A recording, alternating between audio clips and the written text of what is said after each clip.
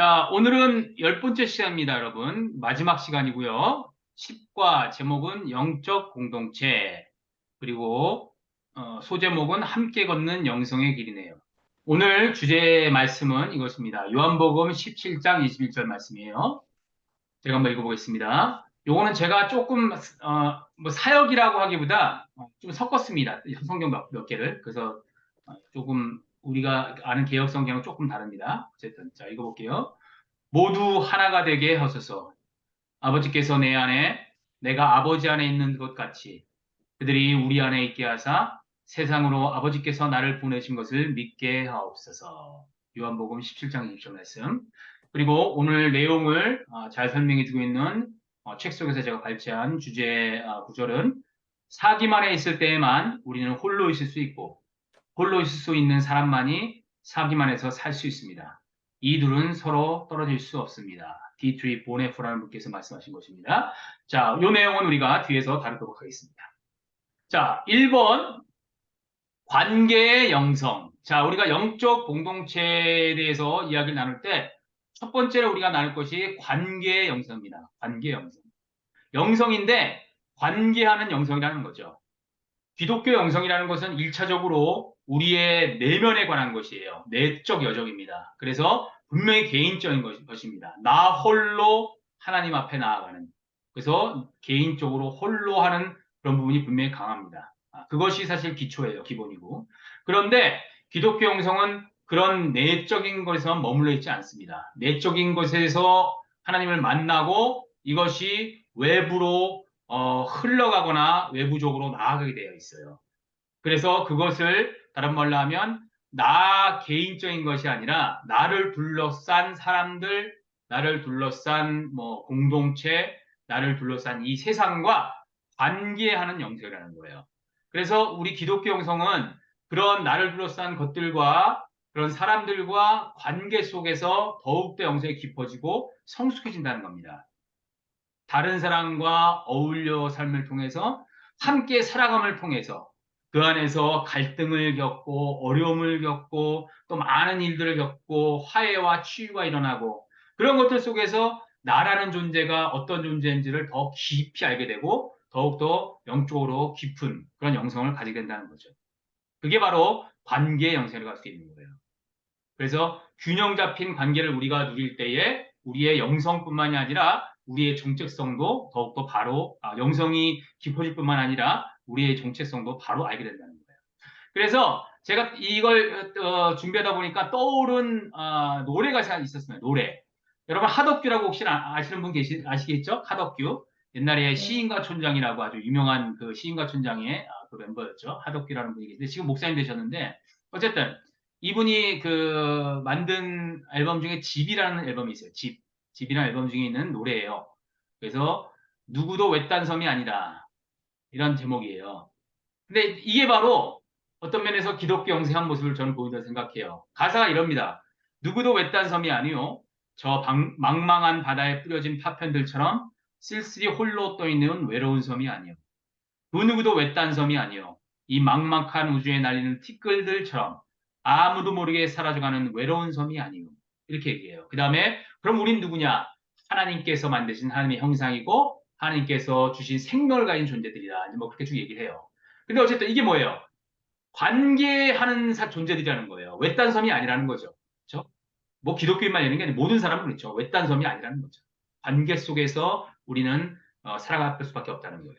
근데 그 관계를 살아가니까 어떻게 돼요? 그 속에서 내가 누구인지를 또 발견한다는 거예요. 그것을 홍승관이라는 또 가수가 계십니다. 홍승관이라는 그 분께서 나처럼 사는 건 나밖에 없다 이런 노래를 또 부르셨어요. 이분은 제가 개인적으로 되게 어렸을 때부터 굉장히 좋아했던 분이에요. 홍승관이라고 뭐 소위 말하는 CCM 가수로 알려져 있는데 정확히 얘기하면 시인입니다. 시인이자 어, 가수이자 싱어송라이터이자 뭐 어떻게 보면 예술가죠, 예술가. 이분께서 부른 노래 중에 나처럼 사는 건 나밖에 없다는 노래가 있어요. 굉장히 좋습니다. 유튜브에 찾아보면 나옵니다. 그래서 이거 하시면서 제 오디오 끄시고 잠깐 유튜브로 보셔도 괜찮습니다. 예, 그렇게 딴짓하셔도.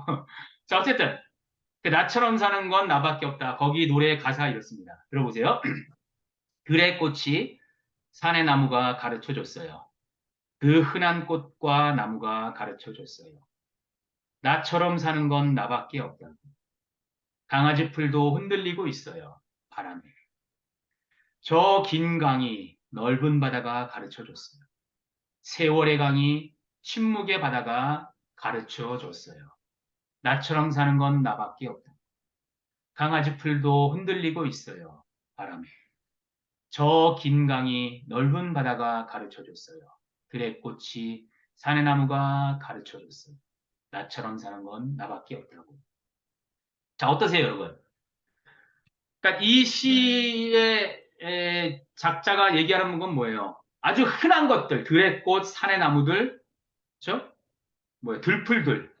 그럼 아무 보잘것없는 그것들도 뭐예요?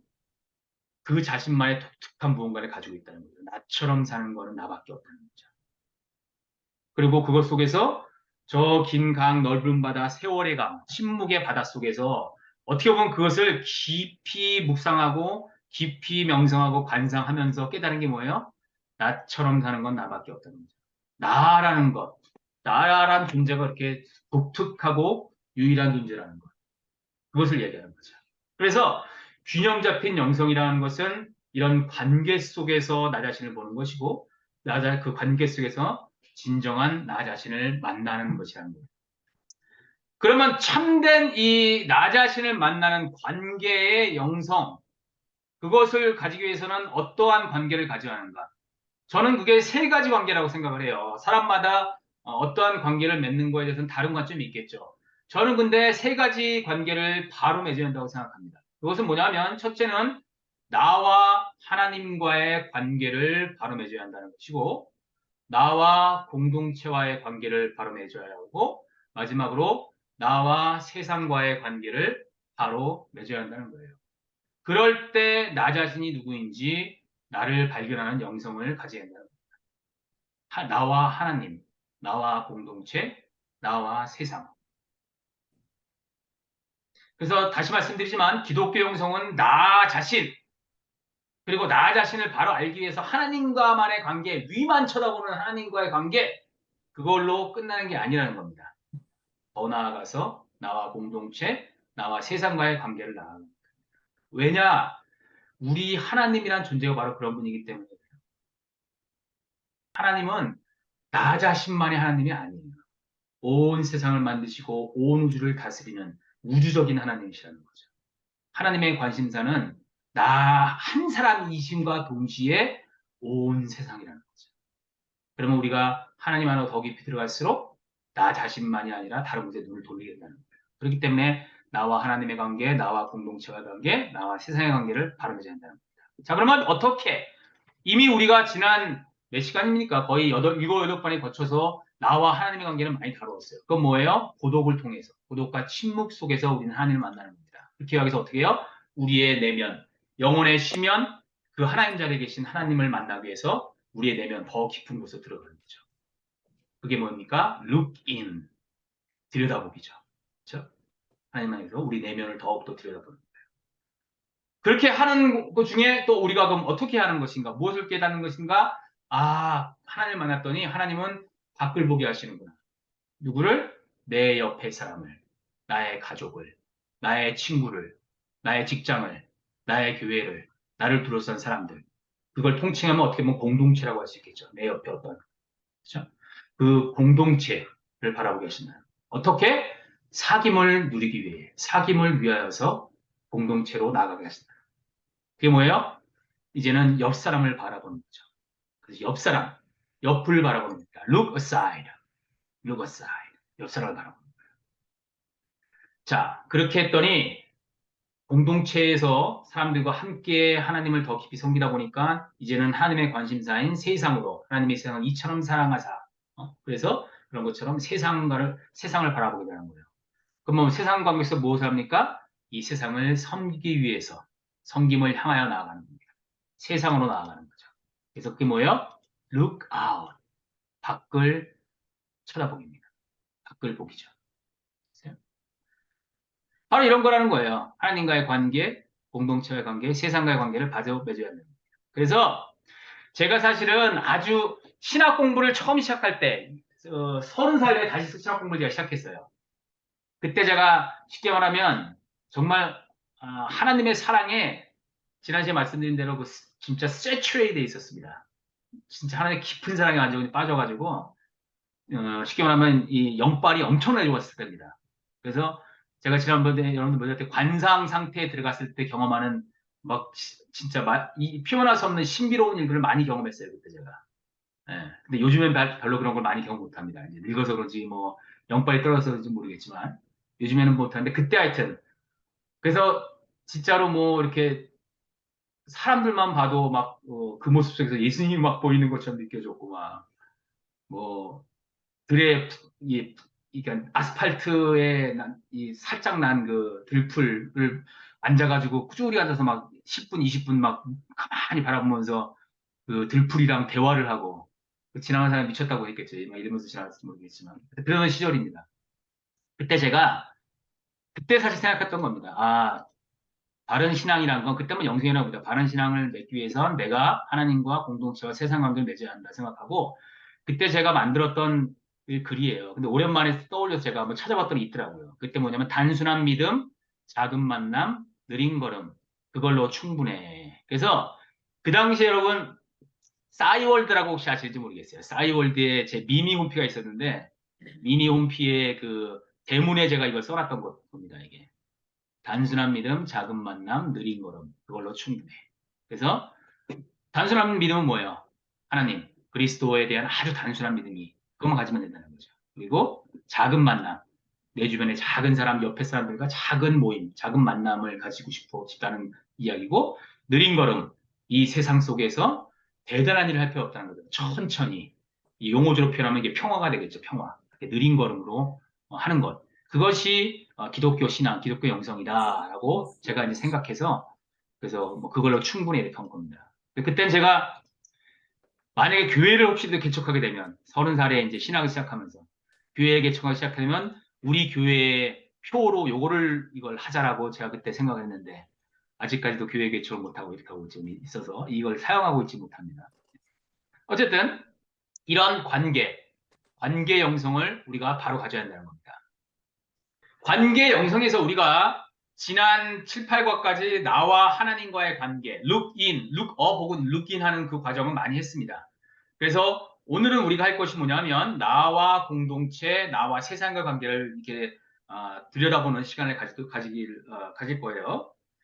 근데 다시 말씀드리지만 영성에서 이 공동체와 이 세상 관계는 참 중요한 거예요. 근데 참 어떻게 보면 참 좀 슬픈 거죠. 그러니까 제 자신의 한계를 참 보여드리는 건데 이게 영성에 있어서 공동체가 정말 중요한 건데 전체 10과 중에 마지막에서 와서야 잠깐 사실 다루는 겁니다. 그리고 그것과 함께 정말 중요한 게 이 세상과의 관계, 영성과 세상과의 관계가 참으로 중요한데 그것도 우리가 짧게만 다루게 되는 거예요. 그러니까 어떻게 보면 저의 현실을 보여드리는 거죠. 무슨 말인지 아시겠어요? 이 공동체에 대해서 그렇게 중요한 것인데도 불구하고 많이 다루지 못한다는 것. 영성이 이 세상 속에서 얼마나 큰 의미를 가진지 그런 게 알고 있음에도 많이 다루지 못한다는 게 뭐 저 자신의 한계를 보여주는 게 아닌가라는 생각을 하게 돼요. 그리고 어떻게 보면 공동체나 이 세상 속의 교회에 존재해야 될 교회에 대해서 사실 교회에서도 많이 이야기를 못하잖아요. 그래서 우리의 현실을 보여주는 참 그러한 단면이 아닌가 그런 안타까움이 좀 있습니다. 네. 그래서 저는 기회가 된다면 이 영성이나 같은 이런 공부를 하면서 이 공동체에 대해서 정말 좀 깊이 좀 같이 이야기 나누고 공부하면 참 좋겠다. 그런 소망이 사실 좀 있습니다. 그렇게 굉장히 중요한 거기 때문에요. 자, 그래서 제가 이제 그런 여담으로 말씀을 드렸고, 자, 사귐의 공동체의 관계를 나눌 텐데, 자, 그렇다면 사귐이 얼마나 중요한 의미를 가지는지를 우리가 먼저 성경적으로 이해를 해야 합니다. 자, 사귐의 원어가 뭘까요? 헬라어 원어는 뭐 우리가 많이 들어본 단어일 겁니다. 코이노니아예요. 코이노니아. 아시겠어요? 교회에 좀 오래 다니신 분들은 코이노니아라는 말씀을 많이 드셨을 거예요. 그래서 일반적으로 많이 사용되는 단어는 교제합시다. 이렇게 코이노니아 합시다. 이렇게. 그래서 교제, 제가 아마 중고등부 때 교회에서도 학생부에서 교제 시간 하고 나면 항상 우리가 코이노니아의 시간이라고 표현했어요.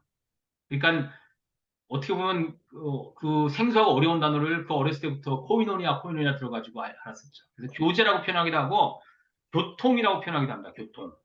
펠로우십이죠. 근데 저는 좋아하는 말이 사귐입니다. 사귐. 사귐이 참 우리말 좋은 말인 것 같아요. 그래서 이 코이노니아, 사귐이라는 것을 좀 나누겠는데 요한복음에 보시잖아요, 여러분. 요한복음에 14장부터 15장, 16장, 17장까지 우리 예수님께서 쉽게 말하면 우리가 누구인지, 너희가 어떠한 존재인지를 쭉 설명하시고 마지막 십자가에 달리기 전에 그 이제 그 이 말씀이에요. 그 굉장히 중요한 유언 같은 말씀이겠죠. 그리고 11장에서 하나님께 드리는 기도가 있습니다. 너무 아름다워요, 사실은. 그래서 이 요한복음 이 부분을 정말 깊이 한번 묵상해 보세요. 그 전체 내용이 뭐냐면 한 단어라고 표현하면 어떻게 보면 하나됨입니다. 하나됨. 아니면 아내, 인이라고 표현할 수도 있어요. 그 전체 내용의 핵심이. 그리고 17장 21절 말씀이 우리 예수님께서 이제 마지막으로 기도하시면서 그 하나됨에 대한 그 의미를 아주 아름답게 드러내주는 기도입니다. 이렇게 기도하시고 계십니다. 모두 하나가 되게 하소서. 아버지께서 내 안에, 내가 아버지 안에 있는 것 같이 그들이 우리 안에 있게 하사 세상으로 아버지께서 나를 보내신 것을 믿게 하옵소서. 사귐, 하나됨을 지금 이야기하고 계시는 거죠. 그래서 아버지께서 내 안에, 그래서 you in me죠. 그 다음에 내가 아버지 안에, I in you. 그 다음에 그들이 우리 안에, they in us. 그렇죠? 그러니까 쉽게 말하면 따로따로 존재하는 존재들인데 이게 뭐예요? 서로 일종의 상호 침투하는, 상호 뭐 내재하는, 내주하는 그 모습을 지금 보여주고 있는 거예요. 아버지께서 내 안에, 내가 아버지 안에, 그들이 우리 안에. 그래서 한번 여러분들 이미지로 한번 생각을 해보세요. 굉장히 하여튼 추상적이면서도 참 아름다운 모습인 거죠. 그런데 그렇게 서로들 관계하는 사귐한데는 서로 안에 이렇게 연결되어 있는 그 모습이 될 때 어떻게 된다고요? 세상으로 아버지께서 나를 보내신 것을 믿게 하옵소서. 그럴 때 세상이 어떻게 된다는 거예요? 예수 그리스도가 하나님이신 것을 믿게 될 수 있도록 주님 도와주십시오. 그렇게 기도하시는 거죠. 도와주십시오. 어떻게 보면 여러분, 우리가 전도하려고 선교하려고 많이 애쓰는데 필요 없다고 얘기할 수는 없겠죠. 그것보다 먼저는 뭔지 아세요? 우리가 하나님의 현존 가운데 하나님과 함께 머물 때 그리스도 안에 머무는 그 모습만 있어도 사람들은 저 사람들은 도대체 왜 저렇지라고 하면서 하나님의 예수님에 대한 관심을 가지고 예수님을 믿게 된다는 거예요. 그게 바로 초대교인들이 불렸던 뭐예요? 크리스찬이란 뜻이죠.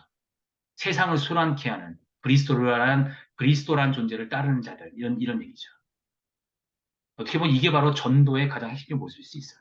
자, 어쨌든 그래서 이렇게 예수님께서 하나님 아버지 안에, 아버지께서 예수님 안에, 또 성령님께서 아버지 안에 이렇게 삼위일체 하나님, 성부, 성자, 성령이 하나님의 그 삼위일체를 드러내는 상징적인 그 표현이 있어요. 그게 여러분 혹시 들어보신 분도 있을지 모르겠어요. 헬라어로 페리코레시스라고 표현하거든요. 근데 이 단어를 아실 필요는 없어요. 근데 이 페리코레시스의 뜻은 뭐냐면 페리는 무슨 뜻이냐면 원을 돈다는 거예요. 원. 그 다음에 코레시스가 춤을 춘다는 뜻입니다. 그래서 이 페리코레시스의 뜻은 뭐냐면 원으로 손잡고 춤춘다는 거예요.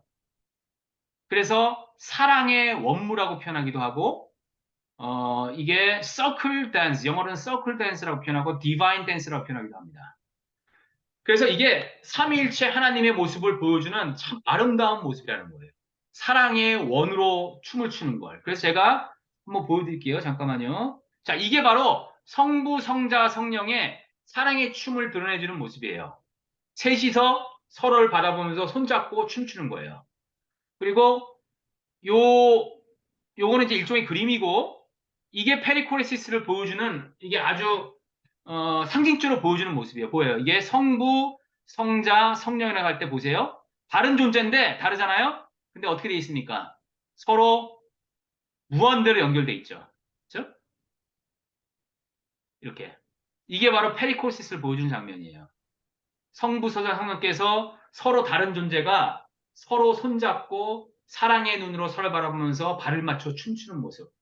이게 살에서 사막 교부들이 이 성부성, 그러니까 삼위일체를 표현하게 썼던 용어예요. 이 페리콜시스가. 전통적으로 굉장히 중요한 용어였고, 이게 이제 제가 말씀드린 카톨릭 있고 동방 정교가 있다고 했잖아요. 그 동방 정교, 이 동방 정교 정교회에서 이 페리코레시스라는 개념을 굉장히 크게 받아들였어요. 그 동방 정교 쪽에서는 이 사랑의 원무라는 개념이 되게 중요한 이 개념입니다. 어쨌든 자, 그러면 이 사랑의 원무 페리코레시스가 있는데, 우리 예수님께서는 삼위일체 하나님께서 춤추는 그 사랑의 원무로 어떻게 하고 계시는 거예요? 그들이 어디 안에? 우리 안에 있게 하사. 그 사랑의 페리코레시스, 사랑의 원무안으로 우리를 초청하시는 거죠. 불러오시는 거죠. 그래서 이런 거, 마치 세 분이서 손을 잡고 덩실덩실 사랑의 춤을 추는데 그 한가운데로 우리를 불러오신다. 그리고 그 안에서 우리가 하나님과의 사귐을 누리게 하시고 그 안에서 우리가 하나 되게 만들어 가신다. 그 강강수월래 아시죠? 강강수월래. 네. 어렸을 때 대학생 때도 제가 옛날에 풍물놀이 뭐 이런 거 많이 했었는데, 그때 이제 맨 마지막에 강강수월래 추면서 이제 막 진짜 뭐 즐겁게 놀고 그랬어요. 어떻게 보면 바로 그런 거죠. 강강수월래 할 때, 큰 강강수월래 할 때 원이 있고 그 안에 또 중간 원이 있어요. 또 작은 원들이 몇 개가 있고, 그 또 어떤 사람은 혼자서 또 춤추고, 이 다양한 원들이 서로 춤을 추는 거예요. 근데 하나의 마음으로 춤추는 거죠. 바로 그런 상태라는 거예요. 그 사귐이라는 게. 하나님께서는 우리를 이 사랑의 원무, 하나됨의 그 사귐의 원무로 초청을 하신다는 거예요. 그렇기 때문에 우리는 이 공동체 속에서 하나 되어서 이 사귐을 우리가 누리고 추구하는 게 정말 이렇게 중요하다는 거죠. 그래서 성령께서 하는 일이 무엇이냐? 고린도서 13장 10절 말씀 보면 성령의 사귐이 여러분 모두와 함께라고 표현하고 있어요. 근데 한번 찾아보실 분은 찾아보세요. 여러분들이 굉장히 익숙한 겁니다, 이게. 이 표현이. 어쩔 때 쓰는지 아세요? 이제는 우리 주 예수 그리스도의 은혜와 하나님 아버지의 그 크신 사랑과 성령님의 감화 감동 교통 충만하심이 이제 약간 한 영혼 영혼에게 지금부터 영까지 함께 있을기를 간절히 축원하옵나이다. 많이 들어보셨죠? 그 축도의 한 부분이에요. 그래서 고린도 13장 10절 말씀이 이런 겁니다. 주 예수 그리스도의 은혜와 하나님의 사랑과 성령의 사귐이 여러분 모두와 함께 하기를 빕니다.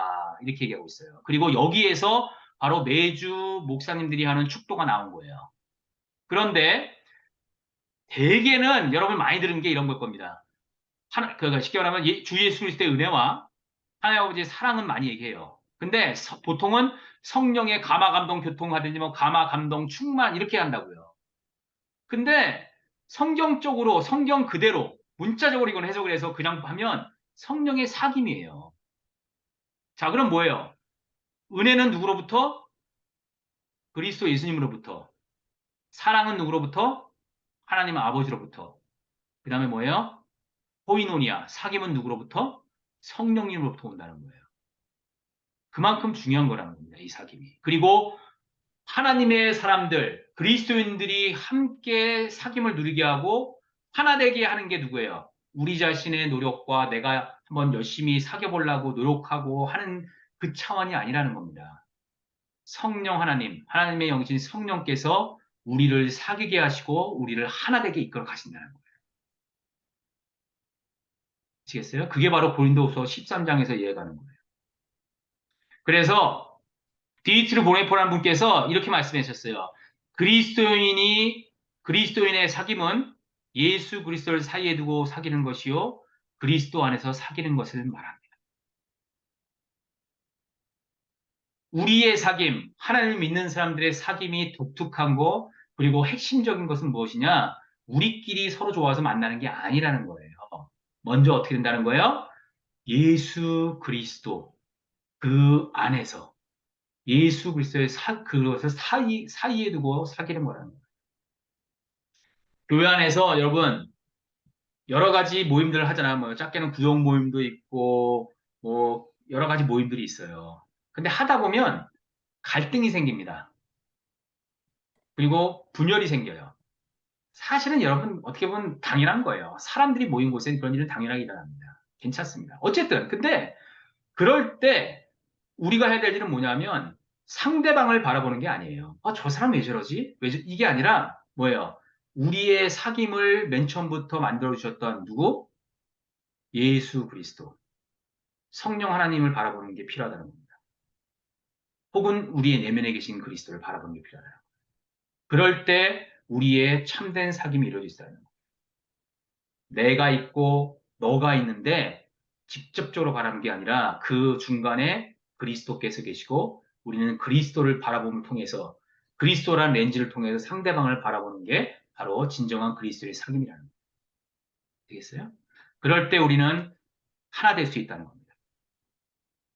어떻게 보면 여러분 저는 그렇게 생각해요. 가장 중요한 공동체가 뭘까요?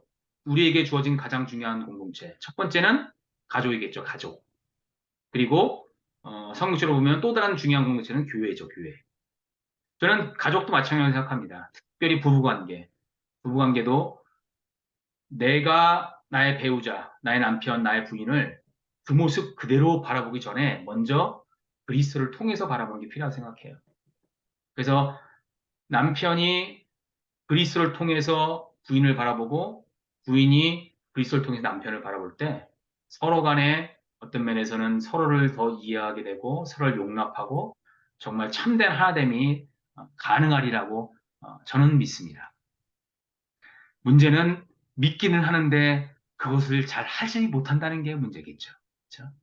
저도 참 말은 이렇게 하지만 어, 참 지난 15년 넘는 세월 동안 그것을 하지 못해가지고 뭐참 많은 우여곡절을 겪었죠. 공중전, 육지전, 해상전, 어, 각계전투, 공성전, 온갖 전투와 전쟁을 지나와서 이제는 조금 그리스도를 통해서 우리 와이프를 좀 바라보는 것 같아가지고 감사를 드리는데 어쨌든 그렇습니다. 그렇다는 거예요. 그렇죠? 공동체의 우리 관계는 먼저 우리가 그리스도를 바라봐야 한다는 거예요. 그럴 때 우리는 하나님을 이룰 수 있다는 거. 자, 그래서 이 공동체라는 거는 기독교 역사 속에서 계속 있어 왔습니다. 그것을 고독 속에서 우리가 하나님을 만나지만 또 함께 하나님을 만난다는 거예요. 고독과 공동체는 같이 간다는 겁니다. 그것을 표현한 게 홀로 그리고 함께. 어서부터 그게 시작됐느냐? 바로 사막 수호사들이 그랬다는 거예요. 사막 수호사들이 처음 시작은 어떠한 그 사람이 사막으로 들어가서 시작을 했는데 그 사람 주변에 사람들이 모이기 시작했죠. 그래서 공동체를 이루게 됩니다. 그래서 수도원은 혼자 하면서 동시에 공동체로 함께하는 게 바로 수도원 전통이에요. 알겠어요? 자, 그런데 그래서 수도원은 뭐냐면 고독과 공동체라는 이 두 날개를 가지고 지금까지 왔습니다. 날개가 있는데 한쪽 날개가 없으면 어떻게 됩니까? 날지 못하죠. 제가. 그렇죠? 그런 것처럼 고독만 있어도 안 되고 공동체만 있어도 안 된다는 거예요. 고독과 공동체는 함께 간다는 겁니다. 홀로 그리고 함께라는 거예요. 그게 바로 수도원 영성의 핵심 가치로 사실 드러납니다. 그래서 이거는 제가 고독과 침묵을 이야기하는 그때 제가 이야기를 하려고 하다가 또 이 얘기를 하면 너무 길어질 것 같아서 제가 다 뺐던 겁니다. 그래서 제가 이거를 할까 말까 생각하는데 짧게만 여러분들 왜냐면 수도원 우리가 영성을 배웠기 때문에 아주 핵심적인 가치이기 때문에 이런 것들이 있다는 건 여러분들이 알고 있을 필요가 있습니다. 그래서 나중에 수도원 영성을 좀 더 관심 있으시면 이런 것들에 대해서 한번 찾아보세요. 자, 그래서 수도원 영성 핵심적인 가치는 고독과 침묵이죠. 지금까지 우리가 많이 다뤘던 겁니다. 고독과 침묵이 수도원 총에서 핵심적이라는 거예요. 그리고 이 고독은 뭡니까? 침묵은 뭡니까? 혼자 하는 거죠, 혼자. 무엇을 위해서? 기도하기 위해서. 그죠? 그리고 바로 기도와 노동이 수원 전통의 핵심인데 기도가 노동이고 노동이 기도라는 겁니다. 근데 이 기도는 어떻게 해요? 기도를 하는 걸 나 혼자 할 때도 있습니다. 혼자서 홀로 기도를 하기도 하지만 공동체, 다른 수도사들과 함께 합니다. 그래서 성무일도라고 해서 하루에 8번 기도하는 게 있어요. 시간마다 잘라서. 그렇게 혼자서 하기도 하지만 또 성무일도 때 같이 모여서 기도를 하기도 합니다. 그리고 함께 예배 혹은 미사를 같이 드리기도 하죠. 바로 기도 생활 자체가 혼자 하지만 함께 하는 거예요. 그리고 수온 정통의 굉장히 중요한 세 가지가 청빈, 순결, 순명이라고 표현합니다.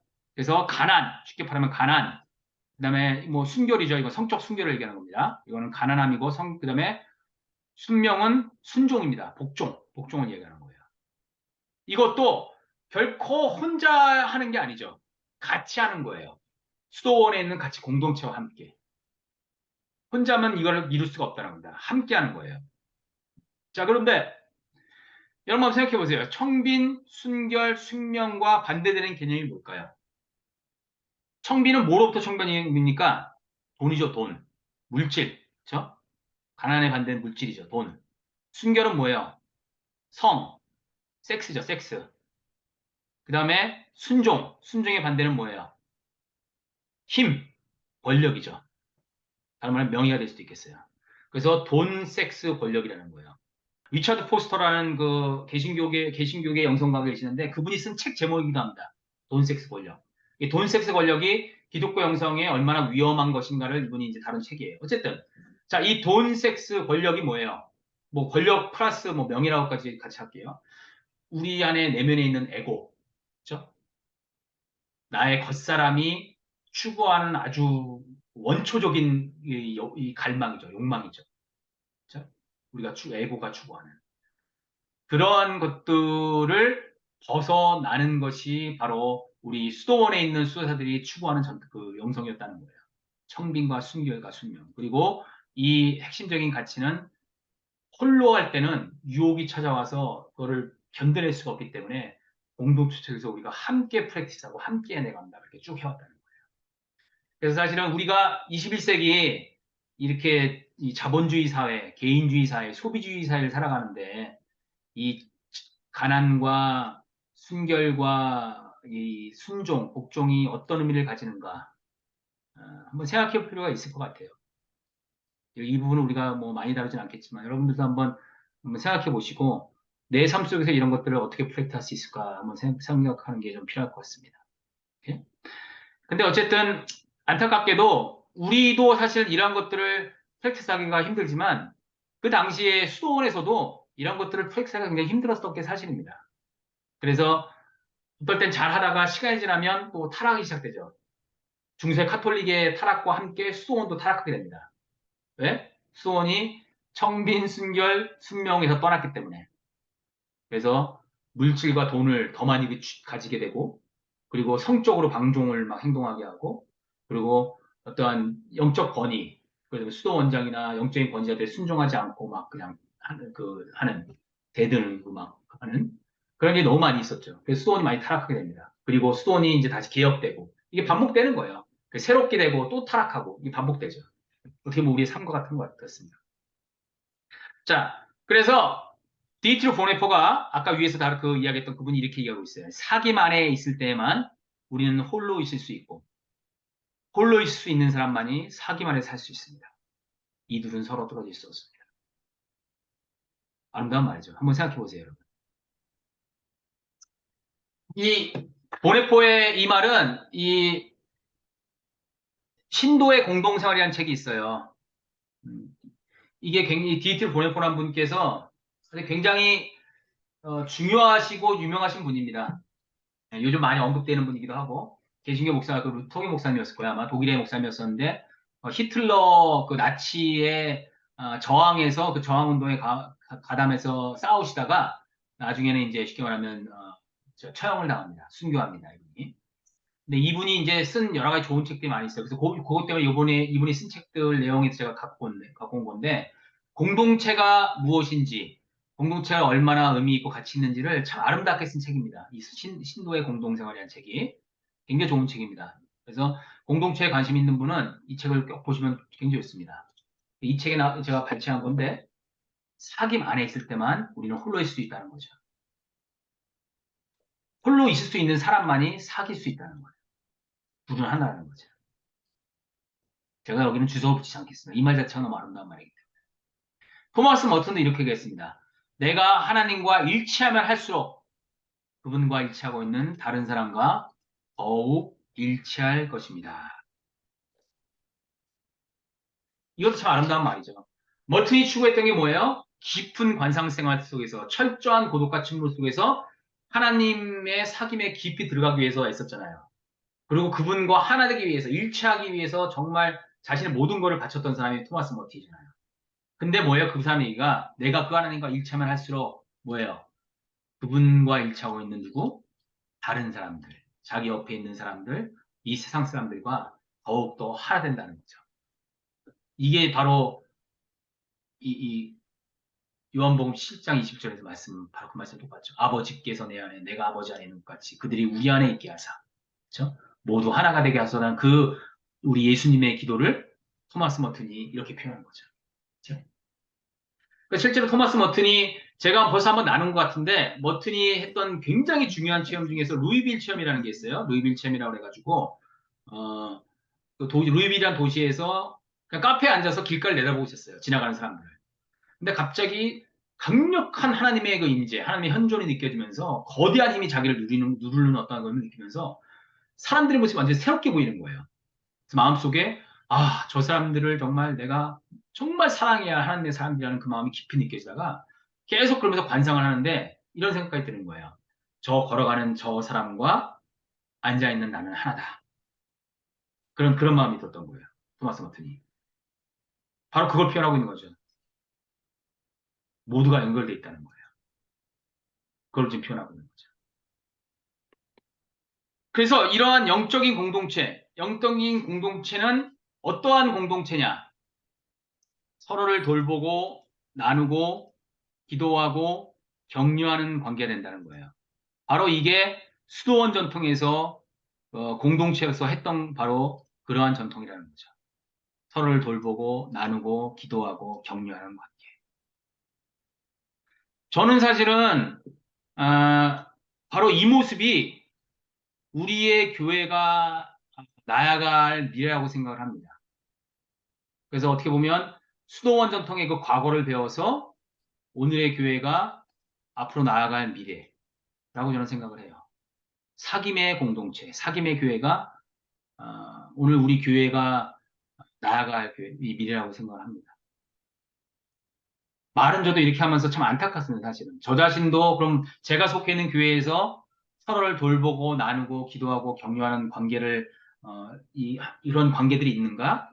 잘 모르겠어요. 제가 개인적으로 그런 관계를 맺고 있는 사람들이 있어요. 참 감사하죠, 그것은. 그래서 같이 그래도 영적인 대화를 나누고 또 기도하고 또 개인적으로도 또 마음속 깊은 이야기를 나누는 사람들이 있는데 교회 안에서 이런 것들이 이루어지고 있는가라고 이야기할 때는 저 자신도 참 그렇다고 말하지 못하죠. 그러니까 저 자신도 참 어떤 면에서 부끄럽고 안타깝죠. 하지만 제가 믿는 것 그리고 명백한 것은 바로 이것이 교회에 나아갈 바라는 겁니다. 이렇게 해야 한다는 겁니다. 그것이 바로 우리 주님이 기뻐하시는 것이고 그렇게 해야 할 때만이 교회가 타락하지 않고 교회가 무너지지 않고 그리고 영적으로 살아있을 수 있다고 저는 믿습니다. 그리고 그러한 교회가 되기 위해서는 저는 필연적으로 교회는 작아져야 한다고 생각합니다. 저는 교회가 커지고 대형화되는 것이 저는 우리 주님의 뜻이라고 생각하지 않습니다. 교회는 작으면 작을수록 좋고 작으면 작을수록 좋다는 게 아니라 작아서만 좋다는 게 아니에요. 작은 만남들, 작은 모임들이 있어야 한다는 거예요. 어떠한 교회가 큰 뭐 수천, 수만 모이는 교회일지라도 그 안에서 작은 모임들, 서로를 돌보고 나누고 기도하고 격려하는 그러한 모임들이 있으면 그나마 괜찮겠죠. 그런 게 필요하다는 거예요. 그리고 필연적으로 작은 모임 속에서 그런 것들을 하는 것. 그것이 저는 좋다고 생각합니다. 모범적인 그런 공동체가 있습니다. 현대 수동 공동체가. 떼제 공동체라고 혹시 들어보셨습니까? 여러분, 떼제 공동체? 프랑스의 떼제라는 그 아주 작은 시골 마을에서 시작된 공동체예요. 2차 대전 끝난 후에 이제 시작된 공동체인데 이 공동체를 표현하는 걸 에큐메니칼 공동체라고 표현해요. 에큐메니칼이라는 말은 뭐냐면 제가 말씀했던 여러 가지 전통이 있잖아요. 대표적으로 우리 한국 사람들이 많이 속해 있는 거는 장로교, 개혁주의 장로교라는 전통이 있는데 그 작은 그 전통만이 아니라 카톨릭, 정교회, 개신교, 성공회, 또 어떻게 보면 아나베시스라는 전통도 있는데 뭐 다양한 전통들이 서로 우리가 다른 점을 인정하고 예수 그리스도라는 하나의 정신으로 우리가 서로를 이해해야 되고 하나 되자는 정신이에요. 에큐메니칼은. 그리고 이 떼제 공동체가 바로 에큐메니칼 공동체예요. 시작은 개신교 사람들로 시작됐지만 그 안에서 전 세계에서 한 3, 40개 나라에서 한 100여 명의 수사들이 모여 있고 그리고 다양한 전통들이 속해서 있는 그 공동체입니다. 그리고 이 공동체의 가장 핵심적인 가치는 화해입니다. 화해. 그래서 화해를 굉장히 중요시합니다. 평화와 화해. 그래서 이 공동체 독특한 뭐냐면 그냥 모여서 매일 그 예배를 드립니다. 자, 여러분 나중에 유튜브에서 떼제 예배라고 찾아보십시오. 떼제 예배, 떼제 공동체 한번 찾아보세요. 근데 굉장히 독특하게 예배를 드립니다. 저도 이런 형식의 예배를 개인적으로 좋아해서 저는 개인적으로도 드리고 떼제 그 공동체 예배를 틀어놓고 같이 드리기도 할 때도 있는데 어쨌든 전 세계에 있는 그 젊은이들 뭐 한 해에 수십만 명이 찾아간다고 그러는데 그 젊은이들이 영적인 갈망들 그리고 마음의 그 공허 그런 것들을 채우기 위해서 여길 찾아가는 거예요. 일주일 동안 머물고 더 멀고 더 머무는 사람도 있겠죠. 그러면서 어떤 영적 회복이 일어나고 함께 예배드림을 통해서 예배 공동체거든요. 같이 모여 사는 공동체인데 굉장히 저는 좋은 그런 모범적인 현대 그런 일종의 수도원 공동체라고 생각합니다.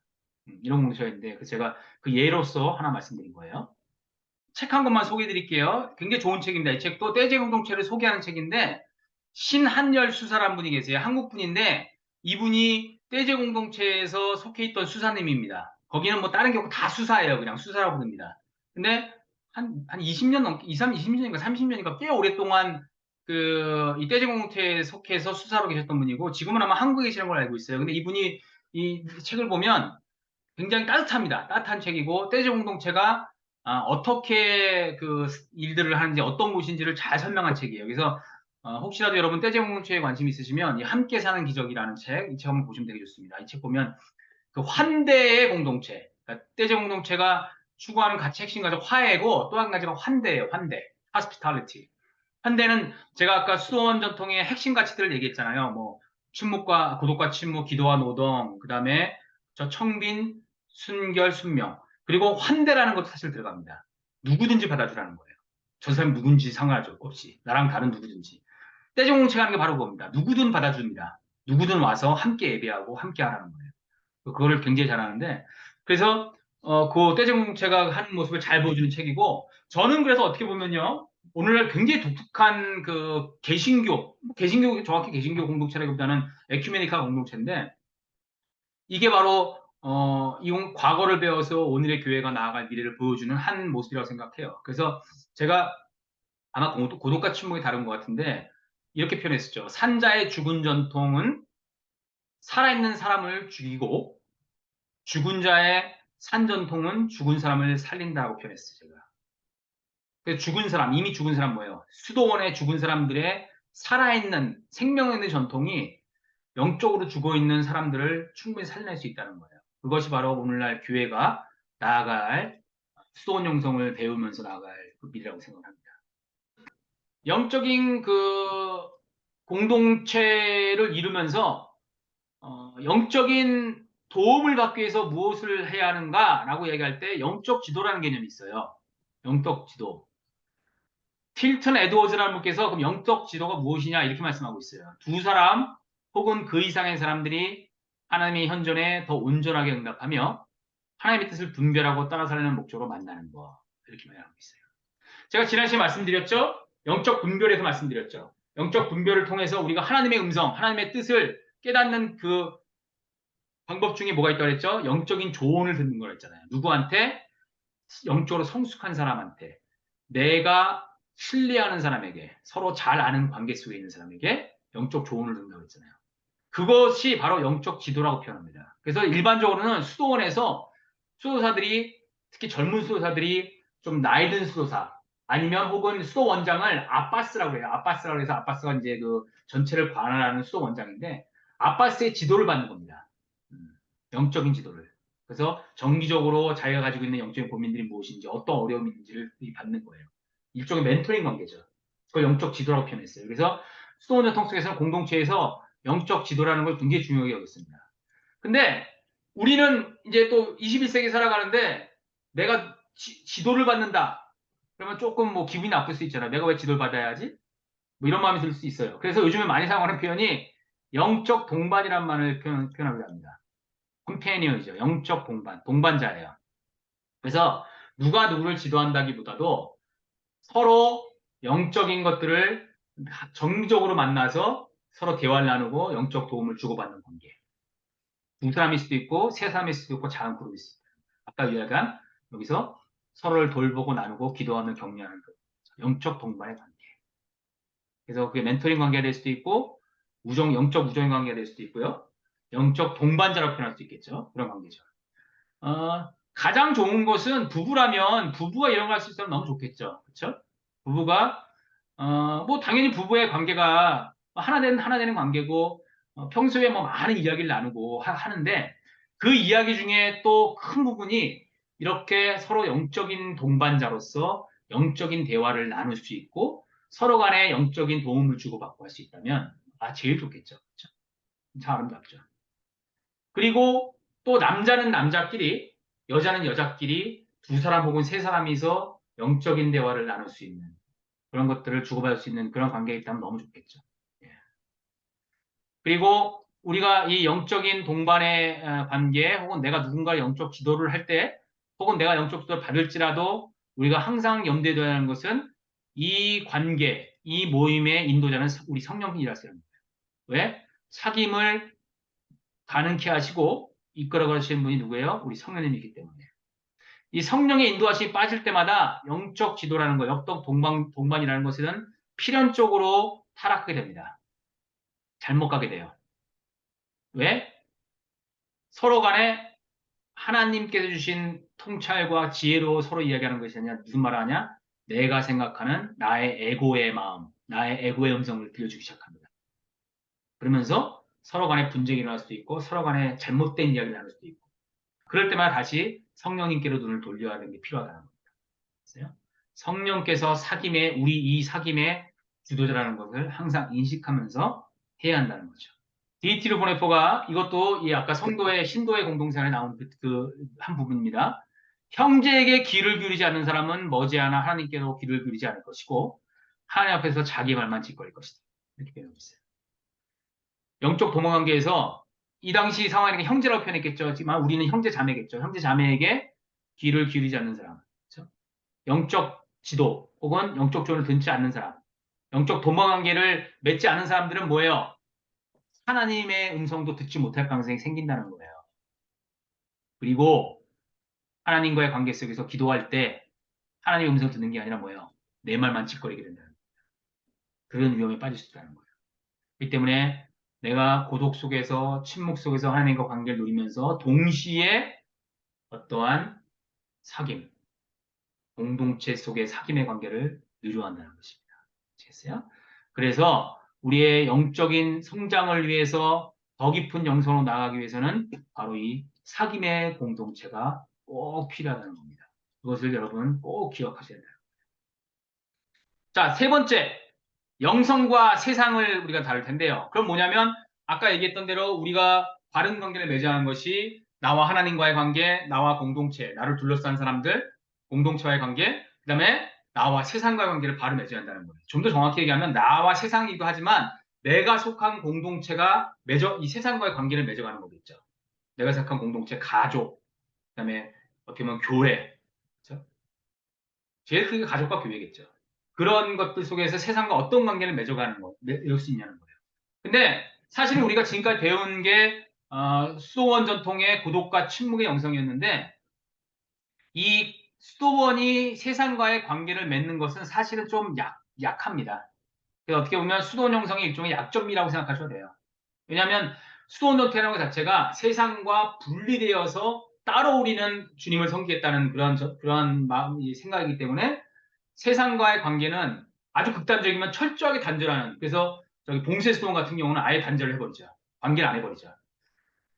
그런데 어떤 수도의 전통은 또 세상과에 아주 적극적으로 또 이제 하기도 합니다. 뭐 대표적으로 예수의 전통도 그렇고 프란치스코 수도의 전통도 그렇기도 하죠. 근데 어쨌든 일반적으로 특히 이제 관상 영성 중심의 수도원 전통은 세상과 관계하는 그런 관계성은 좀 약합니다. 그래서 우리가 지금까지 같이 보았던 그들은 침묵으로 말한다. 이 책이 뭐예요?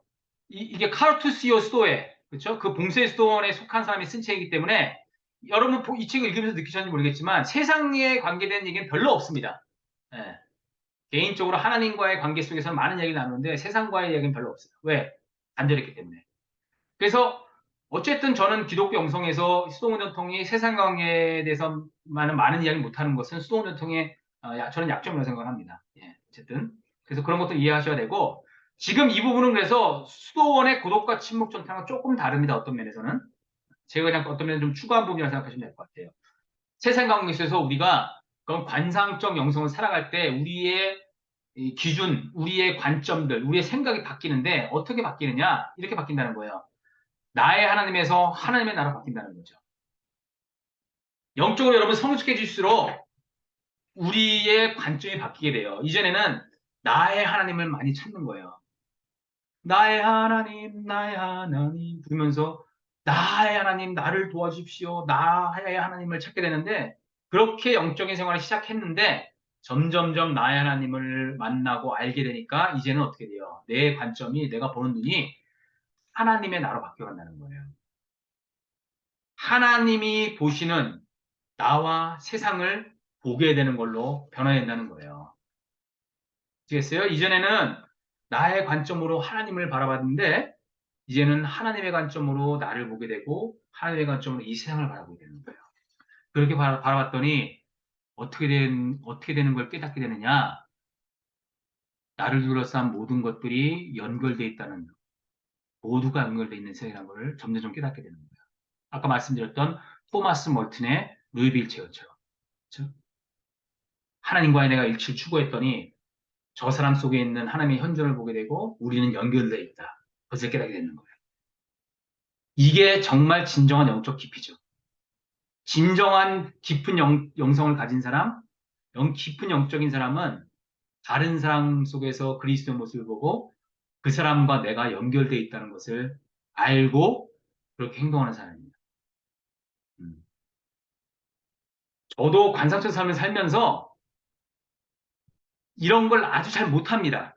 왜? 제가 이기적인 존재이기 때문에. 제 에고의 영향을 계속해서 받기 때문에. 그런데 깊은 관상 기도를 하고 나서 가끔씩은 경험할 때가 있어요. 아, 저 사람이 나와 연결돼 있구나. 그런 거 가끔 느낄 때도 있어요. 가끔 저는. 그런데 관상적 삶을 살아갈 때 이렇게 된다는 거예요. 모두가 연결돼 있다. 여러분 저기 있잖아요. 그 레드우드 있죠? 레드우드. 샌프란시스코 쪽에 가면 레드우드가 있고 저쪽 캘리포니아 맨 북단에 가면 레드우드 국립공원도 있잖아요. 저도 그냥 들은 얘기인데 레드우드가 뭡니까? 삼나무가 전 세계 그러니까 모든 나무 중에 가장 큰 나무잖아요. 그렇죠?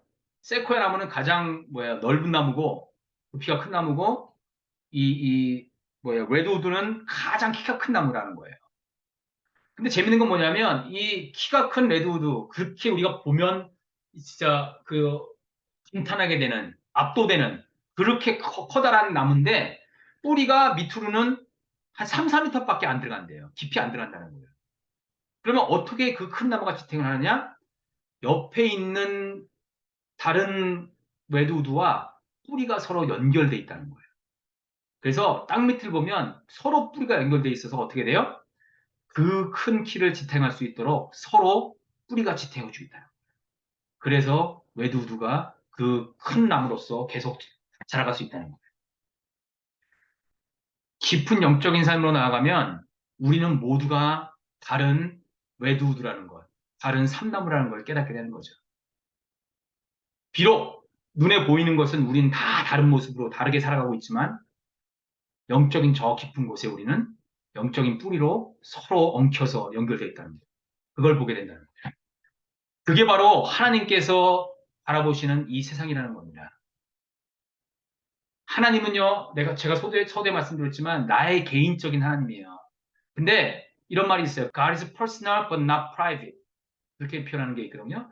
나의 개인적인 하나님이에요. 퍼스널한 하나님인데 프라이빗 하나님, 나의 사적인 걸만 만족시켜주는 그런 하나님이 아니라는 거예요. 하나님은 온 세상에 유니버셜 하신 온 세상을 다루시는 분이신 거고 나를 만나주시지 다른 사람 만나시고 그런 세상 속에서 하나님의 일들을 해나가신다는 거예요. 그리고 우리가 하나님의 잠기면 잠길수록 어떻게 돼요? 하나님의 사랑에 잠길수록 우리가 하나님을 더욱 사랑하는 마음을 주시고, 그리고 eventually 결국은 내 안에 하나님의 사랑이 흘러가도록 성령께서 인도해 주신다는 거예요. 하나님의 나로 볼 때. 그래서 리차드 오가 이렇게 말했습니다. 행동 없는 기도는 자기 자신에 사로잡히도록 이끌어가며 반상기도 없이는 선의의 행동조차 선보다 해를 끼칠 수 있다. 이렇게 말했어요. 마치 그 토마스 머튼이 했던 말과 비슷하죠. 행동과 기도는 연결됐다고 이렇게 하나라는 표현을 했던 것처럼. 우리가 어떠한 이 세상 속에서 실천하는 그런 것들이 없이 기도만 한다면 뭐예요? 자기 자신, 어떤 신비적인 것만 추구하고 나의 내면적인 것만에 사로잡게 된다는 거예요. 근데 반대로 또 주님과 깊은 기도, 그 관상 기도의 삶이 없이는 뭐예요? 내가 선의를 가지고 하는 행동조차도 해를 끼칠 수 있게 된다는 거예요. 그렇기 때문에 행동과 기도 이 두 가지를 함께 한다는 겁니다. 그게 바로 우리가 세상을 대하는 세상과의 관계 속에서 가져야 할 기본적인 자세라는 거예요. 그리고 그런 자세를 가지고 우리가 나갈 건 뭐냐면 빌리버에서 팔로워로 나가야 한다는 겁니다. 예수 믿음이에서 예수 따름이로 나가야 한다는 겁니다. 그렇죠? 우리가 우리 자신을 표현할 때 믿는 사람이라고 표현하잖아요. 영어로가 believer예요. believer. 믿는 사람. 근데 대개의 경우는 안타깝게도 나는 예수를 믿어. believer로 끝나는 경우가 많아요. 근데 우리 주님께서는 believer 너는 나를 믿어라. 잘했다. 끝이다. 그렇게 얘기하지 않으세요. 뭐예요? 나를 따르라 말씀하시잖아요. 명령하시잖아요. 예수 따름이로 따라 살라고 말씀을 하시잖아요. 마태복음 4장 10절 말씀이 뭐예요? 나를 따라오너라. 내가 너희를 사람 낚는 어부가 되겠다. 그렇게 해서 나를 따르라고 표현하죠. 나를 따르라. 이게 아주 유명한 책입니다. 디이트로 보네포가 아까 얘기했던 신대공성에서 썼지만 나를 따르라는 그 책을 썼어요. 그 제자도에 관련된 책인데 예수님을 따르는 제자도. 그래서 그 책에서 이렇게 얘기하고 있어요. 값싼 은혜를 표현합니다. 하나님께서 우리에게 주신 은혜가 얼마나 소중하고 얼마나 놀라운 것인지 그걸 설명하면서 그런데 우리는 그것을 싸구려 은혜로 바꿔버렸다는 거예요. 왜? 주님을 따르겠다는 주님께 복종하겠다는 그 제자도를 잃어버렸기 때문에 참된 은혜는 우리가 주님을 따르겠다는 마음으로 따를 때 그 은혜를 더 깊이 경험할 수 있다는 거예요. 그것이 제도가 빠진 은혜는 값싼 은혜, 싸구려 은혜라고 표현하고 있어요. 됐어요? 그래서 주님이 우리를 주님의 길로 따르라고 말씀하시죠. 어떻게? 이 세상 속에 제가 다시 반복합니다. 주님의 사랑을 전하는 사람으로 주님의 환대의 정신으로 살아가라는 거예요. 그런 마음으로 이 세상을 위한 섬김의 도구가 되어야 한다는 거예요. 무엇이든. 그 무엇이든 될 수도 있어요. 예를 들면 지역사회에서 아주 지역사회를 건강하게 만드는 어떠한 단체를 후원하고 거기에 동참해서 일할 수 있는 그런 일이 되겠죠. 우리가 속한 미국 사회에 미국 사회를 더욱더 정의롭게 만들기 위한 어떠한 운동들에 참여하는 것일 수도 있겠죠. 고통받는 자들과 연대해서 그 사람들을 위한 어떠한 일을 하거나 나의 물질을 쓰거나 눈을 돌리면 우리가 이 세상 속에서 예수 따르미로 주님을 따라서 주님의 사랑과 환대 정신 실천할 수 있는 건 너무 많다는 겁니다. 예. 우리의 일상 속에서 얼마나 찾을 수 있어요. 우리 예수님의 사랑과 환대 정신으로 세상을 위한 섬김의 도구가 된다는 거예요. 주님의 사랑의 악기가 되어야 된다. 그래서 바로 마태복음 6장 23, 33절에서 이렇게 말씀하고 있는 우리 예수님께서 너희는 뭐라고요? 먼저 다른 거 하기 전에 먼저 하나님의 나라와 하나님의 의를 구하라 이렇게 말씀하셨어요. 하나님의 나라는 뭐라고 그랬어요? 하나님의 현존. 너희가 먼저 하나님의 현존 가운데 머물고 하나님의 정의를 위해서 그것을 추구하며 살아가라. 그렇게 말씀하고 있는 거죠. 마태복음 6장에서. 그리고 또 한 가지 중요한 거. 우리 하나님께서 이 세상을 만드신 창조자이시잖아요. 그렇죠? 그러면 하나님께서는 이 세상을 만드시고 그거를 누구한테 돌보라고 주셨어요? 우리에게 돌보라고 주셨잖아요. 그럼 하나님의 창조 질서를 돌보는 책임이 누구한테 있어요? 바로 우리에게 있다는 거예요. 근데 안타깝게도 이 세상은 이 피조물들, 하나님이 만든 피조물들이 신음하고 있죠. 로마에서 말씀하는 거. 이 세상은 피조물들이 신음하고 있다고 하잖아요. 그리고 점점점 갈수록 이 세상에 이 하나님께 만든 창조물, 이 자연들이 너무 많이 훼손되고 있잖아요. 우리가 뭐 알다시피 최근에 가장 큰 문제되는 건 후쿠시마에 방사능 그 폐기물을 갖다가 바다에 뿌리는 문제들도 있겠죠. 하나님의 창조물들이 망가지고 있는 것들에 대해서 우리가 경각심을 가지고 그것을 보호하기 위해서 또 파괴를 막기 위해서 어떤 일을 해야 할지 그런 책임감을 가지고 우리가 또 살아가는 부분이 필요하다는 겁니다. 그래서 자기가 생각하는 어떤 부분일지라도 자기의 일상에서 또 자기를 둘러싸인 세상 속에서 예수 따르미로 살아가는 것. 그것이 바로 영성가, 신비가로서 영적인 삶을 살아가는 것이라고 저는 생각합니다. 자, 또 한 가지. 우리가 영적인 삶, 관상적 삶을 할 때 우리가 내면에 누리는 게 뭐라고 했어요? 내적인 평화를 가진다고 했잖아요. 그렇죠? 내적 평화. 굉장히 소중한 거예요. 영성을 추구하면서 살 때 내적인 평화가 있는 게 아주 소중하고 중요한 거예요. 그게 뭐예요? peace being이죠. 평화를 소유한 상태. 그렇죠? 평화를 누리고 있는 상태. peace being. 다른 말로 하면 평화대기라고 표현할 수 있는 거예요. 그런데 관상가, 신비가 혹은 영성가들은 내면의 평화를 누린 데서 끝나지 않는다는 겁니다. 그것을 평화를 이루기 위해서 이 땅 가운데 살아가는 존재로 나아간다는 거예요. 그게 뭐예요? peace making 되는 거예요. peace making. 그래서 기리성 교수라는 분께서 종교학 교수님인데 이 기리성 교수께서 이렇게 말했어요. 평화 대기, peace being과 평화 만들기, peace making은 별개일 수 없다. 같은 거라는 거예요. 분리될 수 없다는 거예요. 내가 피스 빙을 누리고 그 피스 빙을 누리는 데서만 머물러 있을 때 어떤 일이 난다고요? 바로 리차드 로가 얘기했던 대로 행동 없는 기도, 자기 자신에 사로잡히게 되는 그런 모습으로 된다는 거예요. 근데 이 피스 빙 없이 피스 메이킹만 할 때는 어떻게 돼요? 반상 없이 선의의 행동은 더 해를 끼치게 된다는 거예요. 두 가지는 피스 빙과 피스 메이킹이 함께가 된다는 거예요. 그리고 필연적으로 내면의 평화를 소유한 사람들, 내면의 사랑을 소유한 사람들은 그것을 평화를 나누게 되고 또 평화를 이루는 사람으로 사랑을 나누는 사람으로 나아가게 된다는 겁니다. 그래서 이 피스 메이킹을 하는 사람들을 평화의 일꾼이라고 표현합니다. 평화의 일꾼. 한국말로는 피스 메이커스. 그리고 이 피스 메이커스라는 표현을 아주 성경 말씀에 기가 막히게 표현하는 구절이 있습니다. 팔복에 나와 있어요. 팔복. 팔복에 이렇게 얘기하고 있어요. 복되도다 평화를 만드는 사람들. 저들이 하나님의 아들들이라 불릴 것이니. 이것은 제가 아마 천주교 200주년 그 성경에서 갖고 온 걸 거예요. 이 번역이 참 좋아서.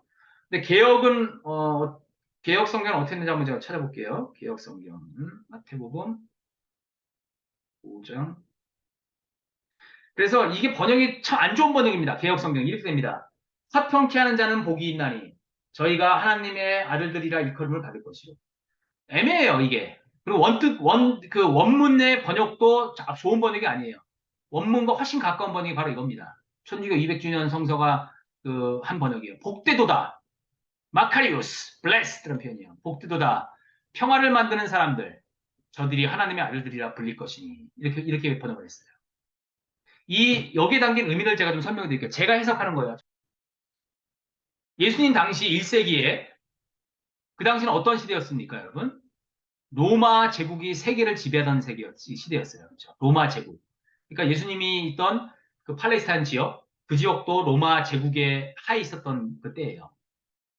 자, 그때 이 로마 제국, 그 팍스 로마나 로마 제국의 평화를 지키는 사람이 누구였어요? 제국의 황제였어요. 로마 제국의 황제. 팍스 로마라는 말씀 들어봤죠? 제국의 평화를 지킨 자가 누구냐면 황제입니다. 근데 이 황제가 만들어내는 평화는 뭐예요? 힘을 통해서, 폭력을 통해서, 전쟁을 통해서, 정복을 통해서 만들어내는 평화예요. 그것을 팍스 로마나라고 불렀어요. 그리고 그 팍스 로마나를 만드는 황제가 누구냐면 피스메이커예요. 평화를 만드는 사람. 실제로 그를 호칭하는 게 피스메이커라고 불렀어요. 그 당시에. 그리고 그 황제의 다른 이름, 평화를 만드는 자기 때문에 누구냐?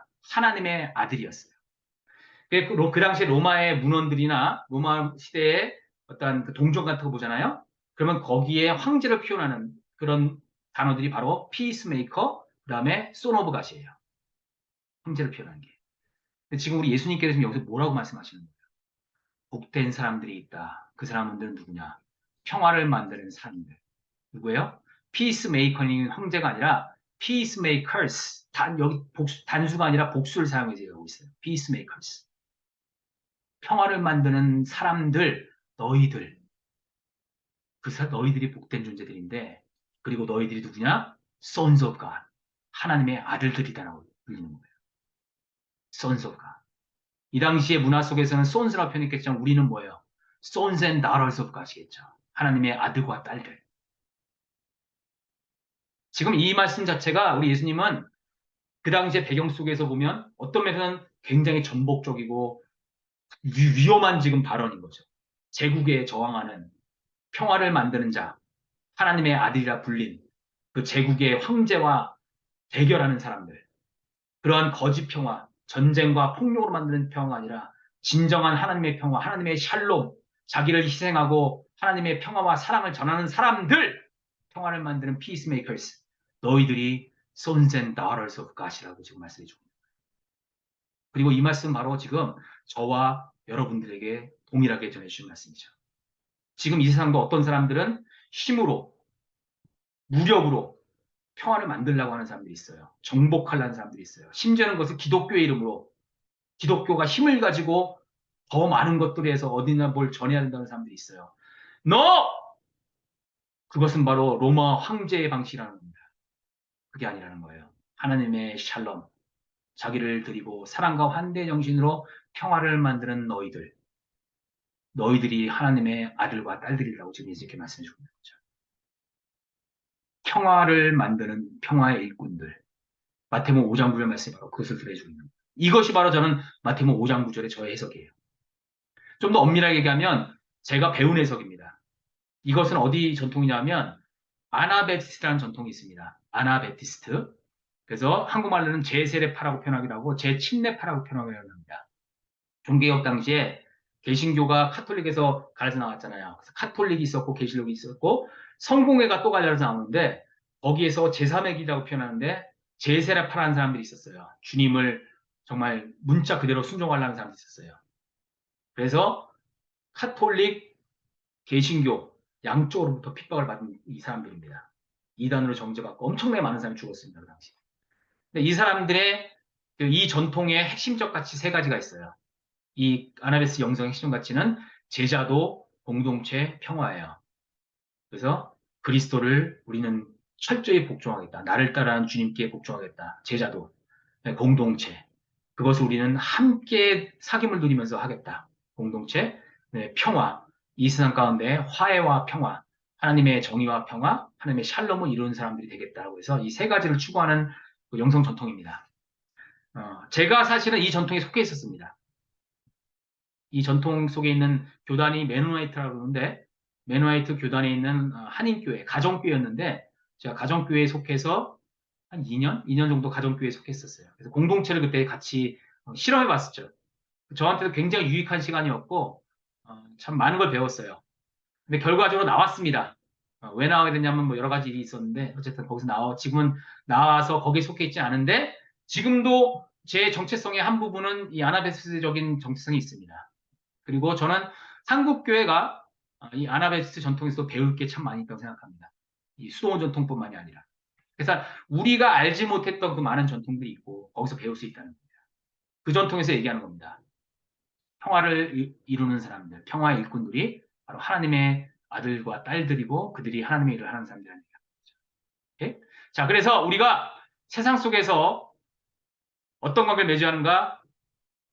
내 중심적으로 보지 말고 이제는 하나님께서 보신 세상을 보는 눈이 필요하다는 겁니다. 그럴 때 우리는 예수 믿는 사람들에서 그치는 것이 아니라 예수를 따르는 사람으로 나가는 것이고 내적 평화를 누리는 걸 넘어서 평화를 만드는 사람들로 나가게 된다.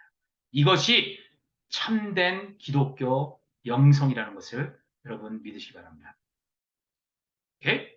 자, 마지막으로 함께 걷는 영성의 길. 그래서 우리가 지금까지 10주 동안 많은 걸 배웠습니다. 이것저것 많이 배웠어요. 그것을 제가 이제 마지막으로 정리하는 겁니다, 여러분. 우리가 그러면 앞으로 이 10주 동안 이런 배움을 했고 어떠한 것을 우리가 그러면 추구해야 할까라는 것을 제가 정리하는 겁니다. 끊임없이 내어주는 사랑이신 하나님이 우리 안에 현존하심을 믿으며 그리스도 안에서 성령님과 함께 참된 자기로, 참나로 살아가는 영성. 그것이 우리가 추구해야 될 첫 번째 영성이다. 지금까지 제가 수없이 반복하고 이야기했던 거기 때문에 다시 말씀 안 드리겠어요. 여러분들 생각해 보세요. 또 고독과 침묵의 영적 수련을 연습하고 훈련하고 습관하고 삶의 방식으로 만들어서 훈련을 넘어서는 영적 수행, 삶의 방식으로서 그것을 일상 속에서 실천하는 영성. 그것이 우리가 추구할 영성이다. 그리고 오늘 배운 것처럼 내가 하나님과 공동체와 세상과 관계를 맺어가는 사귐의 영성. 그것을 나 홀로, 그 길을 나 홀로 가면서 동시에 또 함께 걸어갈 수 있으면 좋겠다. 제가 추구하고 싶은 영성이고 여러분들도 이러한 영성을 추구했으면 좋겠다. 그런 생각을 하게 됩니다. 오케이? 자, 그래서 요거는 광고인데 좀 나중에 말씀드릴게요. 자, 그래서 제가 마지막 결론적으로 우리가 추구했던 수도원 전통, 우리가 추구했던 사막에서 비롯된 사막 영성, 수도원 전통에서 비롯된 수도원 전통, 거기서 추구했던 관상 전통, 그리고 이 모든 것을 망라하는 단어 신비 전통, 신비 영성. 이런 것들의 최종적인 모습을 담은 저는 기도가 있다고 생각합니다. 그게 바로 성 프란치스코가 했다고 알려진 평화의 기도입니다. 정확히 이게 성 프란치스코가 한지는 확실하지가 않아요. 근데 성 프란치스코의 정신을 담은 기도라고 보시면 될 것 같아요. 이것이 저는 참된 고독과 침묵, 관상, 영생이라고 생각합니다. 제가 한번 읽어보겠습니다. 주여 나를 당신의 평화의 도구로 써주소서. 미움이 있는 곳에 사랑을, 다툼이 있는 곳에 용서를, 분열이 있는 곳에 일치를, 의혹이 있는 곳에 믿음을, 그릇됨이 있는 곳에 진리를, 절망이 있는 곳에 희망을, 어둠이 있는 곳에 광명을, 슬픔이 있는 곳에 기쁨을 심게 하소서. 위로받기보다는 위로하고 이해받기보다는 이해하며 사랑받기보다는 사랑하게 하여 주소서. 우리는 줌으로써 받고 용서함으로써 용서받으며 자기를 버리고 죽음으로써 영생을 얻기 때문입니다. 아멘. 저는 우리 예수님께서 오늘 이 시대에 살아계시다면 우리 예수님께서 드리시는 기도가 바로 이런 기도가 아닐까 생각합니다. 그리고 우리도 예수님을 따라서 살겠다는 그리스도인이라면 이러한 기도를 우리가 배우고 또 이러한 기도를 향해서 한 걸음 한 걸음 영적인 여정을 걸어갔으면 좋겠다. 그런 마음을 가지게 됩니다. 오케이. 자, 이 기도를 함으로써 10주의 모든 것을 마치도록 하겠습니다. 자, 그래서 여러분, 이것은 광고인데요. 그래서 10주로 이제 저희가 영성 강좌를 마쳤습니다. 그런데 여러분들이 그래서, 여기 말씀드린 대로 영적인 공동체를 여러분들이 주변에서 찾을 수 있고, 영적 공동체를 함께 할 수 있다면, 그런 것들을, 계속 하세요. 이미 있으시다면, 좀 더 깊이 이런 걸 하시면 좋아요. 꼭 하십시오. 영적 공동체. 누구든. 한 사람이건 두 사람이건 작은 공동체. 그런데, 딱히 그런 게 없다 하면, 지금 저희가 그런 것들을 그래도 아직은 부족하지만 하려고 조금씩 하고 있습니다. 그래서 그냥 이름을 기류의 벗들이라는 이름으로 하고 있어요. 그래서 지금 여러분들과 함께하는 영성 강좌 이거를 1년에 2번, 10주짜리를 2번 정도 할 생각을 하고 있고요. 그리고 한 달에 한 번씩 매달 셋째 토요일 날 영적 독서 모임을 하고 있습니다. 영성 고전 같은 거나 영적인 책들을 선정해서 같이 읽고 만나서 수다 떠는 모임이에요. 수다 떠는 모임. 영적으로 수다 떠는 모임이에요. 서로 그래서 수다 떠는 모임을 하고 있고 제가 지금 계획하는 거는 침묵 기도 모임을 좀 하려고 합니다. 그래서 첫 주 수요일 날 우리가 배웠던 렉시오 디비나에 기반해서 아주 그 떼제 렉시오 디비나와 떼제 그 예배를 기반으로 해서 아주 단순한 찬양과 침묵 속에서 드려지는 예배 오늘 기도 모임을 하려고 하고 있고요. 3개월에 한 번씩 주말에 1박 2일 혹은 토요일 날 침묵 피정 고독과 침묵을 연습하는 침묵 피정을 또 이런 걸 준비하고 있습니다. 그래서 여러분들이 제가 이거 끝나고 나서 요거 때가 되면 광고 이메일로 제가 안내를 해드릴 테니까 여러분들이 자발적으로 하고 싶으시면 참석해 주셨습니다. 자, 그럼 제가 기도하고 마치도록 할게요. 그러면요. 기도하겠습니다.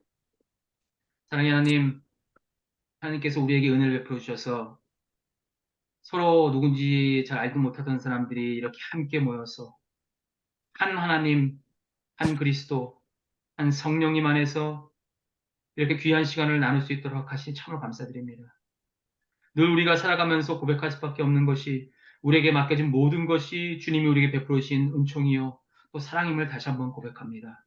하나님, 바로 우리가 함께했던 이 모임이 주님께서 우리에게 허락하셨던 귀한 은혜요 또 사랑임을 우리가 깨닫고 살아갈 수 있도록 도와주옵소서. 하나님, 이 시간을 통해서 우리가 영성이 무엇인지 배웠습니다. 하나님, 우리가 배웠던 많은 것들이 그저 머릿속의 지식으로 그저 들어왔다 또 흩어지는 것이 아니라 우리의 삶의 한복판에서 우리의 마음이, 우리의 영이 하나님 앞에 사로잡혀서 하나님의 영신 성령께 사로잡혀 살아가는 사람으로 변화될 수 있도록 주님 인도해 주옵소서. 끊임없이 내으시는 사랑이신 하나님께서 우리 안에 현존하신다는 것을 우리가 믿음으로 고백하며 살아갈수록 도와주옵소서. 그 믿음이 우리의 영혼에, 우리의 심장 한복판에 박힐 수 있도록 주님 도와주옵소서. 아멘. 그래서 우리의 삶에 어떠한 조건일지라도 우리와 늘 함께 하시는 주 예수 그리스도 우리 하나님 때문에 우리의 삶에 기쁨과 소망이 넘쳐날 수 있도록 축복하여 주옵소서. 아멘. 이 세상에 그 어떠한 것도 우리에게 줄 수 없는 오직 하나님께서 허락하여 주시는 그 아름다운 풍성한 것들이 우리의 삶 가운데 넘쳐날 수 있도록 주님 축복하여 주옵소서. 아멘. 우리가 배웠던 영적인 삶, 영적인 수련들, 그런 것도 우리의 매일의 일상에서 또한 실천할 수 있도록 주님께서 우리 이끌어가 주시고 우리를 가르치시고 격려하시며 또 인도하여 주옵소서. 아멘. 무엇보다 우리에게 영적인 동반자들, 영적인 친구들, 영적인 선생님들을 만날 수 있도록 해주시고 우리가 그들을 통하여서 서로 격려하며 사랑의 나눔을 나누며 함께 이 영적인 여정을 걸어갈 수 있도록 주님 도와주옵소서. 아멘. 아멘. 존귀하신 주 예수 그리스도 이름으로 이 자리에 함께 하신 한 분 한 분 존귀하고 소중한 분들을 축복합니다. 주 예수님이 부으시는 하늘로부터 내리는 놀라우신 사랑과 그 크신 은혜와 넘쳐나는 평화와 세상에 줄 수 없는 기쁨과 또 미래에 우리가 바라볼 소망이 이 귀한 분들의 삶 가운데 늘 함께 할 수 있도록 주 예수님 복의 복을 더하여 주옵소서. 아멘. 이 귀한 분들의 삶 가운데에 늘 하나님이 함께 하심 때문에 하나님이 기뻐하시는 뜻들이 이루어질 수 있도록 주님의 뜻을 이루어 주옵소서. 아멘. 주님이 부으시는 그 사랑이 너무도 놀랍고 기뻐서 내가 그것을 혼자 간직할 수 있는 것을 도저히 할 수 없어서 자연스럽게 흘러넘치게 해주시고 할렐루야. 아멘. 그 흘러넘치는 사랑과 은혜가 나의 가족과 나의 친구와 나의 이웃과 나의 직장 동료와 또 이 세상에 전파되며 주님의 이름을 아름답게 전하는 그러한 삶이 될 수 있도록 복의 복을 더하여 주옵소서. 아멘. 그러한 복의 근원으로 살아가는 우리 모두 될 수 있도록 주님 축복하여 주옵소서. 아멘. 예수님의 이름으로 기도드립니다. 아멘.